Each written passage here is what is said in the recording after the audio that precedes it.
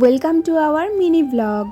এবছর রাইসোনা প্রথম রথ টানবে, তো ও যতটা না এক্সাইটেড তার চেয়েও বেশি এক্সাইটেড মা বাবা হিসেবে আমরা। দেরি না করে গতকাল রাত্রে আমরা বেরিয়ে পড়েছিলাম রথ কেনার উদ্দেশ্যে। ভিআইপি রোডে সিগন্যালটা ক্রস করলে ওপারেই ঠিক বাজার, আর প্রচুর রথ উঠেছে বাজারে। আর বাজারে এসে না ছোটোবেলার কথা মনে পড়ে যাচ্ছিল। আমি ছোটোবেলায় একবারই রথ টেনেছিলাম, যতদূর মনে পড়ে। আমার কিন্তু পার্সোনাল কোনো রথ ছিল না, তো অন্যান্য দাদা দিদিদের সাথেই রথ টানতে বেরিয়েছিলাম। প্রথমে একটা রথ আমরা সিলেক্ট করেছিলাম, বাট সেটা প্রচুর দাম চাইছিল দেখে নিইনি।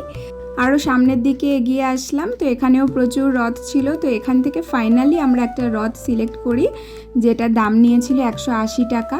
তো এরপর রথ সাজানোর সামগ্রী কিনছিলাম, মানে ওই পাতাবাহারি পাতা, ফুল, মালা এসব নিয়ে নিয়েছি। বাগুইআটি বাজারের এই স্পেশাল মোমো দোকান থেকে আমরা 2 প্লেট মোমো অর্ডার করি। রাইসোনাকেও এখানে একটু আমি টেস্ট করাচ্ছিলাম, তো ও তো ভালোই খেয়েছে, কিন্তু ছোট মানুষ তো এইসব খাবার বেশি দেওয়া যায় না।